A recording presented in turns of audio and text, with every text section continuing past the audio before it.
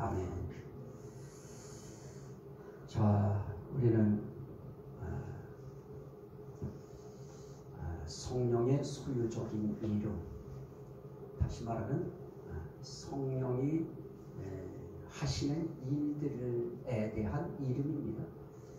성령의 소유, 이건 성령만이 하시는 일이고요.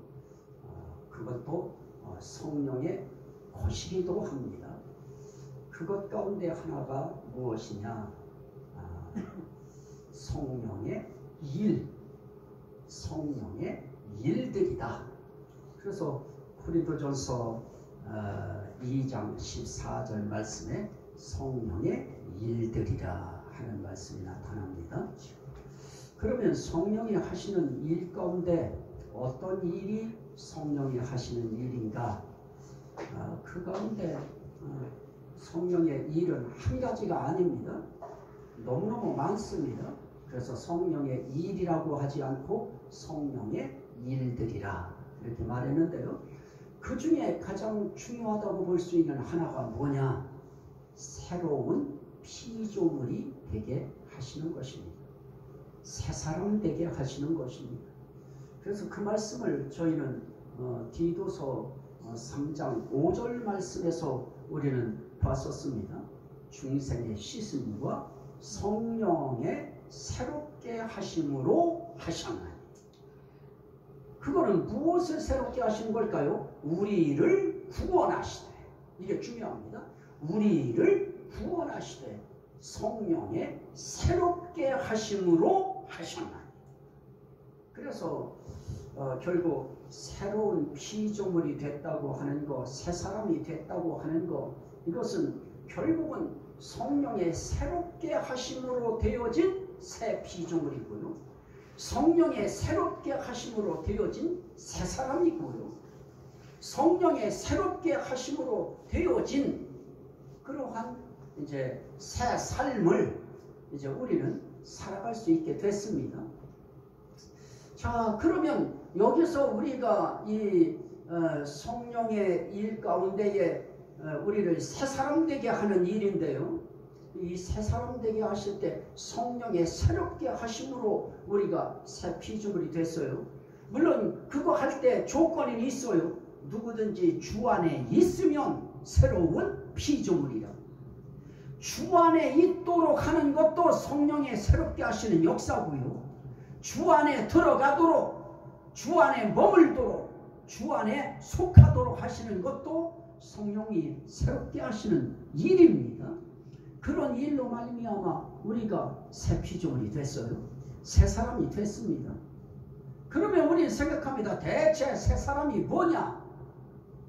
그럴 때 우리는 지난 시간에 새 사람의 신분에 대해서 말씀을 보았습니다. 새 사람의 신분이 무엇이냐? 그것은 하나님의 성전 되게 하신 것이다. 그래서 오늘 읽은 말씀에 보면 하나님의 성전과 우상이 어찌 일치되리요? 그러면서 우리는 살아계신 하나님의 성전이라 그럽니다. 고린도 후서 5장 17절에서는 뭐라고 말씀했습니까? 누구든지 그리스도 안에 있으면 새로운 피조물이라 라고 말씀했습니다. 이미 우리는 새로운 피조물이 된 사람들인데 새로운 피조물이 된 사람들을 뭐라고 하나님은 보시느냐? 살아계신 하나님의 성전이다. 우리는 살아계신 하나님의 성전이다.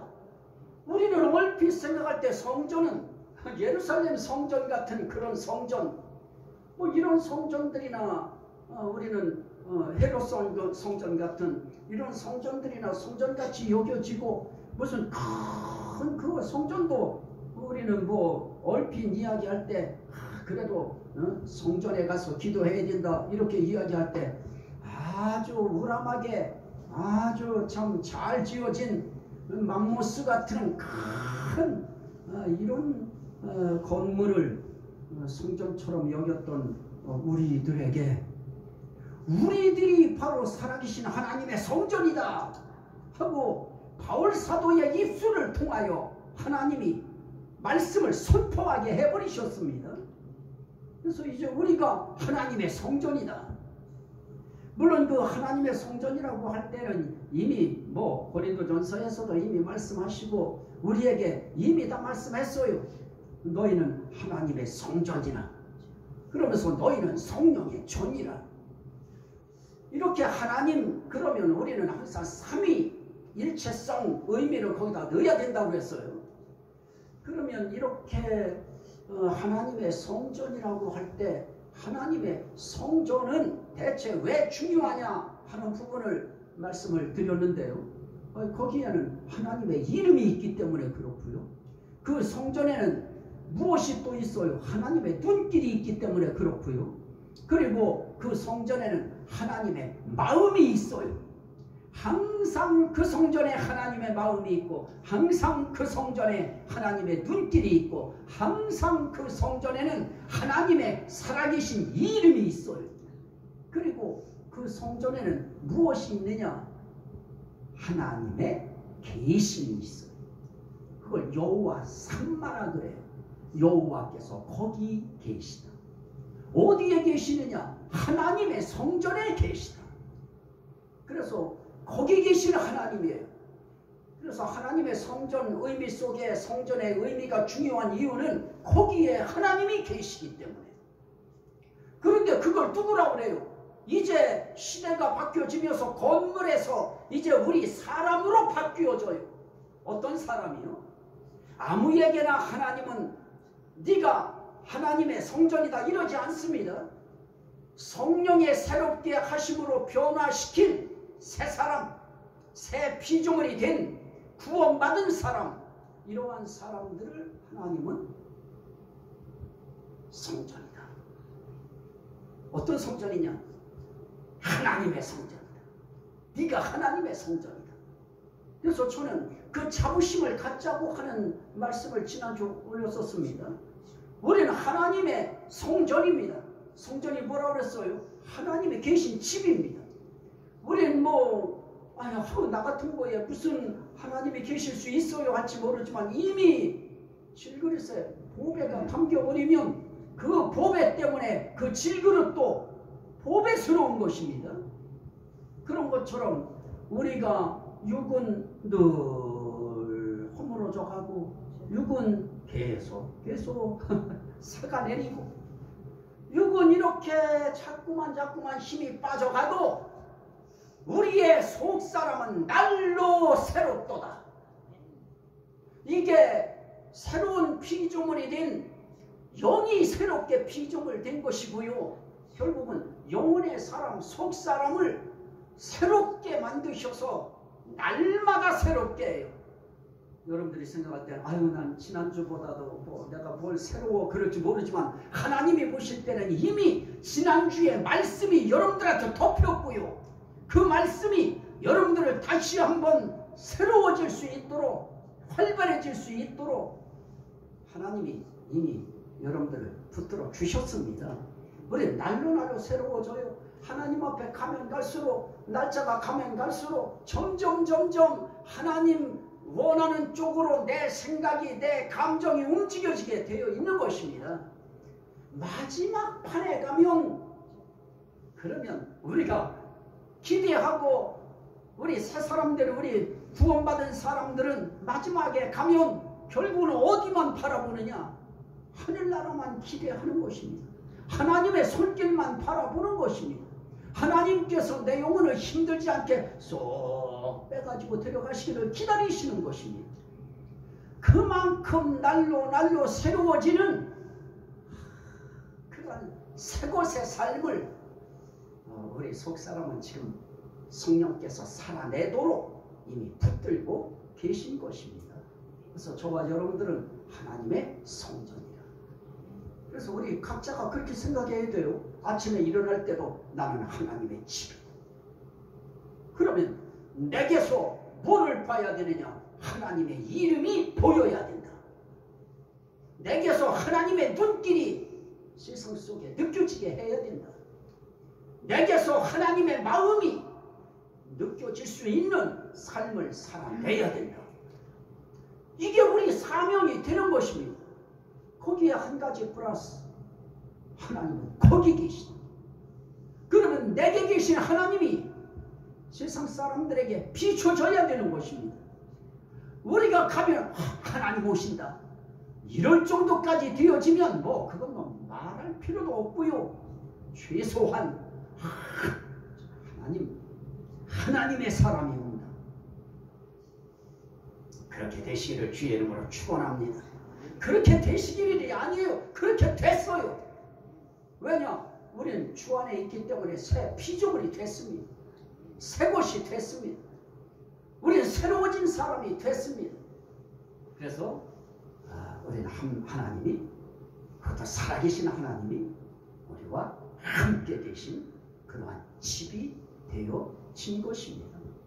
여기까지가 새 사람의 신분, 새 피조물의 신분 가운데 첫 번째, 우리는 살아계신 하나님의 성전이다 하는 말씀까지 드렸습니다.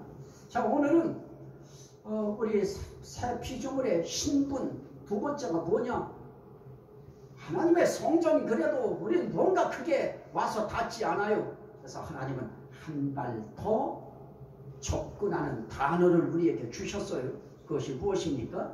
내가 그들 가운데 거하며 두루 행하여 나는 그들의 하나님이 되고 그들은 나의 무엇이 되리라? 백성이 되리라. 새로운 피조물, 새 사람의 신분의 두 번째는 우리는 하나님의 백성이 됐다. 어떤 백성입니까? 살아계신 하나님의 백성. 그렇다면 하나님이 살아계시니 살아계신 하나님의 백성이 됐으니 우리 앞에도 뭐가 붙어야 되느냐? 살아있는 백성. 그냥 우리가 꺼져 있고 사그러져 있고 우리가 죽어 있고 죽은 백성이 아니고 시들은 백성이 아니고, 저도 찬송으로 만들어져 있어서 부를 수밖에 없지만 자꾸만 시들은 나의 영혼, 그것도 저는 사실은 싫은데요. 그래도 하나님의 백성들이 시들어가고 하나님의 백성들이 죽어가고 이런 백성은 아닙니다. 살아계신 하나님의 백성은 살아있는 백성인 것입니다. 왜냐? 살아계신 하나님이 그 속에 계시기 때문에. 하나님이 살아계시니 살아계신 하나님의 백성도 살아있는 것입니다. 그래서 하나님은 죽은 자의 하나님이 아니요 산 자의 하나님이라고 이야기할 때 우리 거기에서 우린 질문에 대한 답을 우리가 해야 됩니다. 당신은 사셨습니까? 당신은 산 자입니까? 그럴 때 우리가 조금만 뭐가 좀 부족함이 느껴지면 우린 그 질문 앞에 우리는 왜소해지고 우린 자꾸만 움츠러들고 나는 과연 살았는가? 살았으니까 여기 왔지요. 살았으니까 하나님 앞에 우린 예배 올리기 위해서 들어온 것이고요. 살아있기에 우린 그 하나님을 찬양할 수 있고 좀 더 못 불러드려서 좀 더 찬양을 못 해드려서 그게 한이지요. 정말 하나님께서 원하는 그런 찬양. 그래서 우리는 어떤 자가 됐느냐? 새 피조물이 됐기 때문에, 새 사람이 됐기 때문에 우리는 죽은 자가 아니고 이제 산 자인 것입니다. 하나님은 그렇게 새 피조물 되고 새 사람 된 산 자의 하나님이시다. 믿으시면 아멘 합시다.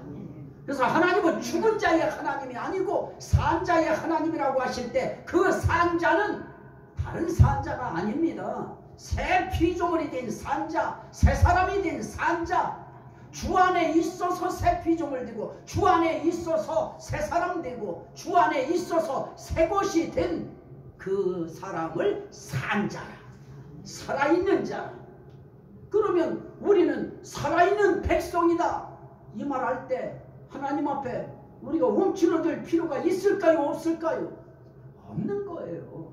우리는 하나님이 성령의 새롭게 하심으로 우리 영혼을 산자되게 만드셔서 우리는 하나님 앞에 우리가 찬양으로 반응하고요, 기도로 반응하고요, 말씀으로 반응하고 아멘으로 반응하고요, 우리는 하나님 앞에 우리의 삶으로 반응을 해드리는 것인데, 제가 말씀드리지만 가장 하나님 앞에 고귀하고 가장 가치 있는 반응이 뭐냐? 산자의 반응은 하나님 앞에 예배드리겠다고 하나님 앞에 나오는 이 자체가 살아있는 가장 활발한 표현인 것입니다. 그래서 우리는 하나님 앞에 그거밖에 더 있어요. 이제 저도 이제 어떤 말씀 줄기 속에 하나님이 제게 주신 그 감동 따라서 어느 부분을 이제 또 끌고 갈 것인데요. 하나님의 나라에 가면 예배가 전체인 것입니다. 거기서 뭐 축구하고 배구하고 거기서 공놀이 하는 데 아니고 공기놀이 하지 않고 고무줄하지 않습니다. 거기서는 하나님 앞에 예배하는 거, 이것이 그 전체예요. 그런데 너무 행복하고 너무 환타스러운 거예요. 아주 황홀한 것이죠, 그 예배가. 그래서 그곳이 우리가 너무 그거 날마다 예배만 드리면 따분하지 않겠느냐 그럴지 모르지만, 하나님의 오른편에 하나님의 왼편에 뭐가 있느냐? 기쁨과 있고 즐거움이 있다. 하나님 앞에는 기쁨과 즐거움이라고 하는 희락이 그곳에 딱 덮고 있어요. 그래서 그런 장소를 성경은 표현할 때 뭐라고 하느냐? 낙원이라. 그런데도 그 낙원이라고 했다고 해가지고 막 그냥 그 낙원을 이상하게 표현하려고 하는데요. 낙원이라 표현할 때에는 하나님의 나라는 즐거움의 장소다, 기쁨의 장소다, 희락의 장소이다. 그것을 낙원이라고 하는 것으로 표현한 것입니다. 그래서 우리가 갈 곳 낙원은 어디냐? 하나님의 나라 천국인 것입니다. 그래서 그것은 기쁘고 즐거운 곳이에요. 황홀한 곳입니다. 찬송에도 황홀하고요, 거기에서는 서로 말을 주고받아요. 하나님의 놀라우심을 이야기하면 바로 아멘이 나오고 할렐루야가 나오고요, 하나님이 해주신 그 놀라운 구원의 역사에 모두가 다 아멘 할렐루야로 엎드려서 경배하고요.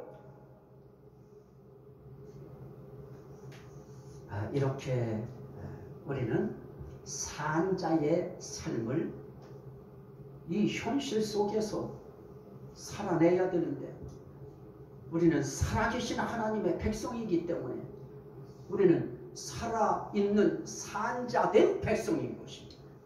하나님이 산자로 도와주시는 것이 감사한 거예요. 여러분들 이렇게 기도할 때 처음에는 뭐 어수선하고 뭐가 정리가 되지 않은 것처럼 그래도 조금만 마음 넣고서 조금만 하나님 앞에 집어넣고 도란도란 하면서 하나님 앞에 기도하다 보면, 기도에 들어가다 보면 어느 순간인가 마음이 평화롭게 안정되게 잡혀지면서 마치 내가 소원하고 기대하는 것을 내가 내 말로 만들어서 응답을 만들어내듯이, 그렇게 하나님께서 우리 각자에게 말씀하시는 거 있지 않습니까? 내 사랑하는 아들아, 내 사랑하는 딸아, 내 사랑하는 종아, 내가 너와 함께한다. 우리는 하나님 앞에, 하나님 오늘도 함께 해주세요. 그러면 여지없이 내 마음속에서는 나는 이미 너와 함께하고 있느니라. 그러면 우리는 이건 내가 그냥 그렇게 좋게 나를 좋게 하려고 내가 말을 만드는 거겠지, 우리는 그렇게 할지 모르는데 아닙니다. 한번 생각해 보세요. 그냥 한번 앉아 있을 때 그런 생각 나요? 안 납니다. 하나님 앞에 우리가 정말 가까이 가기 위해서 하나님 앞에 우리의 마음을 드리고 하나님 앞에 기도하다 보면 하나님은 우리 각자를 가장 이 세상에서 내가 너를 가장 사랑한다 그래요. 그래서 나는 나만 가장 사랑하는 줄 알았는데, 또 어떤 사람들 간증 들어보면 그 사람한테도 하나님이 자기를 가장 사랑한다고 했대요. 하나님은 그런 분이십니다. 각자 1대1로 놓고 볼 때는 하나님께서 세상에서 가장 사랑하는 자들이 바로 하나님의 성전된 자들이고 하나님의 백성 된 자들입니다. 그저들의 주인공이 누구냐? 바로 이 자리에 앉아 계신 여러분, 그리고 저, 우리 모두가 하나님이 보시는 산자, 살아있는 백성. 자, 이 백성이라고 하는 의미를 이야기할 때에도요, 하나님께서 그 출애굽했을 때에 출애굽한 그 백성들을 놓고 하나님이 말씀하실 때 했었던 우리 거기서부터 이 백성의 의미를 출발시켜야 되는데요. 자, 그 말씀을 저는 레위기 26장 11절 12절 말씀에서 봤습니다. 거기에 보면 이렇게 되어 있어요. 내가 내 성막을 너희 중에 세우리니. 그래서 항상 성막이라고 하는 성전, 이 성소라고 하는 성막, 성소, 성전, 이것은 하나님과 뗄래야 뗄 수 없는 관계예요. 거기서 그렇게 말해요. 내가 내 성막을 너희 중에 세우리니 내 마음이 너희를 싫어하지 아니할 것이며 나는 너희 중에 행하여, 하나님이 안 싫어한대요. 나는 너희 중에 행하여 너희 하나님이 되고 너희는 내 백성이 될 것이니라. 하나님이 하나님의 성막을 우리 가운데 세우고, 그리고 하나님이 어떻게 하시느냐? 내가 너희 중에 행하여. 성막이 있는 그곳에 하나님이 행하여 어떻게 하느냐? 나는 너희의 하나님이 되고 너희는 나의 백성이 되리라. 자, 백성이라고 할 때 거기에 항상 대비시키는 단어가 있는데 나는 너희 하나님이다. 이게 중요합니다. 다른 사람의 하나님이 아니고 나는 너의 하나님이다. 이것이 이스라엘 백성 히브리인들에게 있어서는 희망이었습니다. 이것이 그들에게서는 최고 프라이버시였습니다. 하나님은 내 하나님이다. 하나님은 우리 하나님이다. 이것이 그들에게서는 정말 생명이었습니다. 그게 그들에게 힘이었습니다. 그런데 그 하나님께서 그러한 그들 가운데 항상 행하시겠다. 또 성경은 이렇게 말합니다. 에스겔 37장 22절에는 유다와 이스라엘이 갈라져서 살아요. 한 민족인데도 갈라졌어요. 그럴 때 하나님은 그렇게 에스겔 선지자를 통해서 그렇게 말해요. 그들이 한 나라를 이루어, 에스겔 37장 22절인데요. 그들이 한 나라를 이루어 한 임금이 다스리게 하시니. 그러면서 뭐라고 말씀하느냐? 그들이 다시는 두 민족이 되지 아니하며 두 나라로 나뉘지 아니할 것이라. 그러면서 거기서 뭐라고 하느냐? 내가 그들을 그 범죄한 모든 처소에서 구원하여 정결하게 한즉. 이게 우리 얘기나 똑같아요. 더러운 것에서 우리를 구원하여 정결하게 한 거예요. 그렇게 한즉 어떻게 돼요? 그들은 내 백성이 되고 나는 그들의 하나님이 되리라. 똑같지요? 더러운 그 모든 상황 속에서 하나님께서는 정말 범죄한 처소에 그 상황에 있는 그들을 거기서 어떻게 하셨느냐? 건져내서 구원해서 정결하게 하시고, 그리고 말씀해요. 나는 너희의 하나님이고 너희는 내 백성이라. 그래서 백성이 됐을 때는 그 백성에 하나님이 있어요. 그러면 우리는 하나님의 백성이라고 할 때 하나님은 누구의 하나님이 된다고요? 너희 하나님. 우리 각자에게는 나의 하나님. 그래서 내가 살아계신 하나님의 살아있는 백성이다 하는 신앙의식을 가지면 자연스럽게 하나님은 누구 하나님이다? 나의 하나님이십니다. 그리고 공동체적으로 고백할 때는 우리 하나님이십니다. 그러면서 개인적으로는 내 하나님이십니다. 나의 하나님이실 때 힘이 있죠. 나의 하나님이실 때 활력이 생기지요. 나의 하나님이실 때 소망이 생기는 것이죠. 그 하나님이 내 하나님일 때 그 하나님이 눈 감고 있고 잠잠하게 있고 주무시고 계시는 하나님이면 그 하나님 앞에 예배 드릴 마음이 생길까요? 찬송할 마음이 생길까요?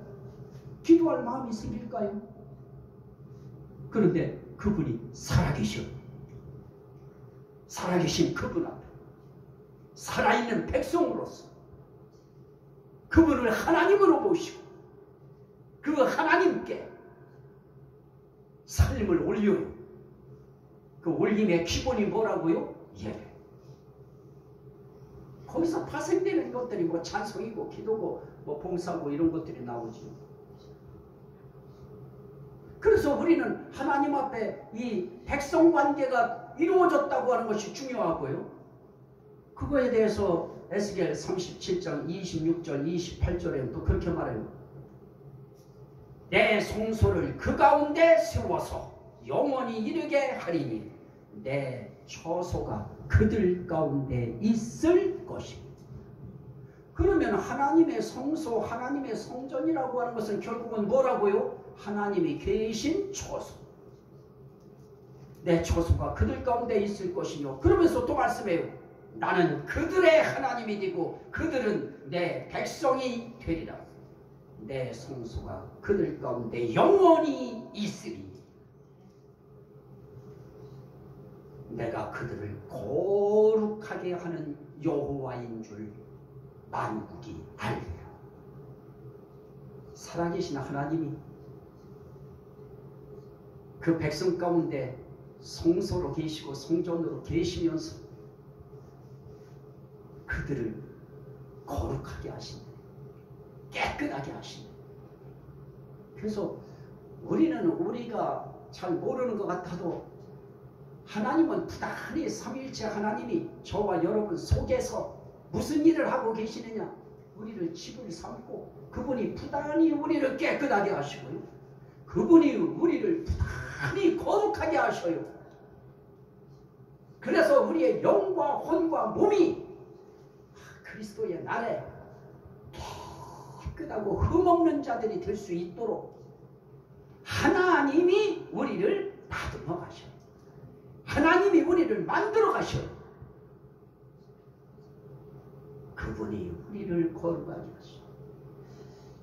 레위기서에서는 말씀드리지 않았습니다만 거기서도 뭐라고 그래요? 애굽 땅에서 너희를 인도하고 그들의 종된 것을 면하게 하고 멍에의 빗장을 부수고 너희로 바로 서게 하셨느니라. 그럴 때 그 앞에 붙이는 것이 있어요. 내가 너희를 애굽에서 인도해냈다. 내가 너희를 그들의 종됨에서 너희를 면하게 해줬다. 내가 너희를 멍에의 빗장을 내가 부쉈다. 그리고 내가 너희를 바로 서게 했다. 하나님은 저와 여러분들의 정말 구원받는 데에 문제가 되어진 그런 모든 종된 요소들, 그런 빗장들, 그런 멍에들 하나님이 다 부숴버리시고 저와 여러분들을 어떻게 하게 하느냐? 내가 너희를 바로 서게 하였느니라. 우리 바로 설 것입니다. 우리도 모름지기 어제와 오늘, 오늘보다 내일, 내일보다 모레가 우리는 바로 서 갈 것입니다. 하나님이 원하는 모습으로 서 갈 것이고요. 만들어져 갈 것이고요. 세워져 갈 것입니다. 왜 그렇습니까? 저와 여러분들이 살아계신 하나님이 계신 성소요 성전이기 때문에 그렇습니다. 자, 그래서 성경은 또 이렇게 말합니다. 호세아서 1장 10절인데요. 너희는 내 백성이 아니라 한 그곳에서 그들에게 이르기를 너희는 살아계신 하나님의 아들이라 할 것입니다. 이 부분은 다음 시간에 말씀드릴 거예요. 그래서 하나님의 성전이 됐다, 하나님의 백성이 됐다, 이거는요 하나님의 자녀라고 하는 이 신분과 떨어질 수 없는 것입니다. 그리고 거기 뭐라고 말씀하고 있을까요? 이에 유다 자손과 이스라엘 자손이 함께 모여 한 우두머리를 세우고 그 땅에서부터 올라오리니 이스라엘의 날이 클 것임이라. 그러면서 너희 형제에게는 암미라 하고, 내 백성이다 그 뜻이죠. 암미가. 또 너희 자매에게는 루하마라 하라. 긍휼히 여김을 받은 자라 하라. 여기서 우리가 알 수 있는 것이 무엇일까요? 백성이라고 하는 의미 속에는 네가 내 백성이 아니었던 루함미였다. 그러나 이제 너는 루하마가 됐다. 암미가 됐다. 이 말은 무엇입니까?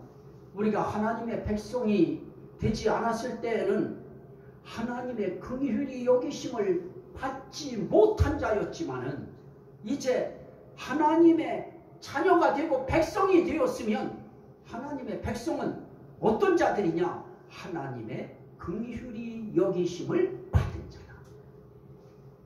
그러면 오늘 우리가 하나님의 백성을 제가 강조하면서 오늘 말씀드리려고 하는 포인트는 바로 그 부분입니다. 내가 하나님의 살아계신 하나님의 살아있는 백성이 됐다고 하는 가장 중요한 그 이유는 하나님이 긍휼히 여기는 대상이 됐다. 다시 말하면 하나님이 불쌍히 여기는 대상이 됐고요. 하나님이 긍휼히 여긴다고 하는 의미 속에는 하나님이 용서하신 자가 됐다. 이제 저와 여러분들은 어떤 대상이냐? 긍휼히 여길 대상이고요. 하나님이 용서하시는 대상이고요. 자, 한 말씀을 한번 볼까요? 호세아서인데요. 호세아서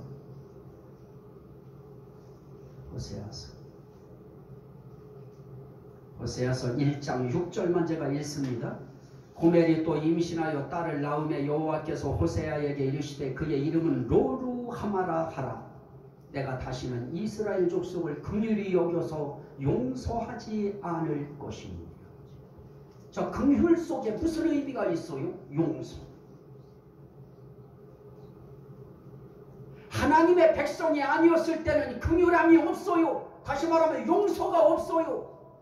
그런데 로라고 하는 그 not, 영어로 아니다 하는 그거를 빼버리면